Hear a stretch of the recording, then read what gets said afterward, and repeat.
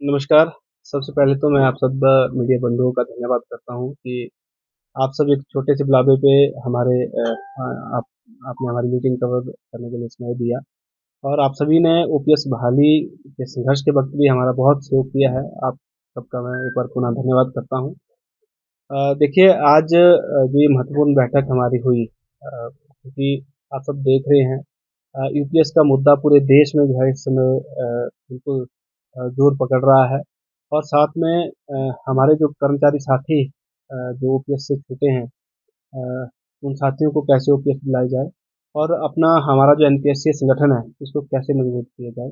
ये तो 3 महत्वपूर्ण विषय और इनके साथ जो है कुछ और विषय थे जिनको लेकर आज ये बैठक बुलाई गई थी। सभी साथी यहाँ इस तो हमारे कोर कमेटी के साथी इस बैठक में पहुँचे। सभी साथियों को मैं धन्यवाद भी करना चाहूँगा। देखिए सबसे पहली बात जो आपने कही है कि यूपीएस को लेकर। यूपीएस को लेकर केंद्र सरकार जो है वो क्योंकि 1 अप्रैल से पूरे देश में लागू करने की बात केंद्र सरकार की तरफ से कब से कही गई है और लगभग 2 या 3 बार शायद केंद्र सरकार के द्वारा हिमाचल सरकार को भी पत्र लिखे गए हैं।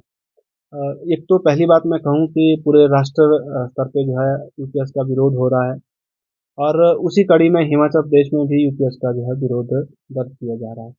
पूरे प्रदेश के कर्मचारी पिछले दिनों भी आप सबने देखा होगा हमारी भी एक मीटिंग भी हुई और यूपीएस को लेकर जो है प्रतियां भी जो है प्रदेश में जलाई गई। वो इसलिए क्योंकि आप सभी ने एनपीएस के संघर्ष को कवर किया है, देखा है। एनपीएस का संघर्ष सिर्फ इसलिए नहीं था कि जो है एनपीएस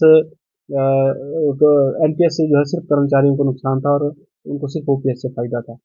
एनपीएस से सरकार को भी नुकसान था और आम जनमानस को भी नुकसान था और उसी तरह उसी कड़ी में जो है एनपीएस से ज़्यादा नुकसान अगर किसी पेंशन व्यवस्था से होगा वो है यूपीएस।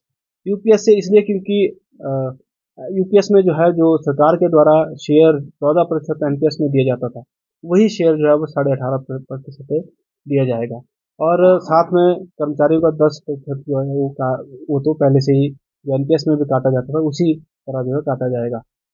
जो सारा का सारा पैसा जो है प्राइवेट हाथों में दिया जाएगा। कभी शेयर मार्केट ऊपर होता है, कभी शेयर मार्केट डाउन जाता है। आप सभी ने देखा कोविड के टाइम या और भी ऐसे समय रहे जब आर्थिक मंदी आती है तो जो है कर्मचारियों का बहुत सारा पैसा जो है उसमें डूब जाता है। तो हम चाहते हैं कि ये जो बाज़ारू व्यवस्था है, जो बाज़ार के ऊपर निर्भर करती है, ऐसी व्यवस्था ना हो और ओपीएस ही जो है पूरे देश में लागू हो और प्रदेश में तो प्रदेश सरकार ने ओपीएस बहाल की है।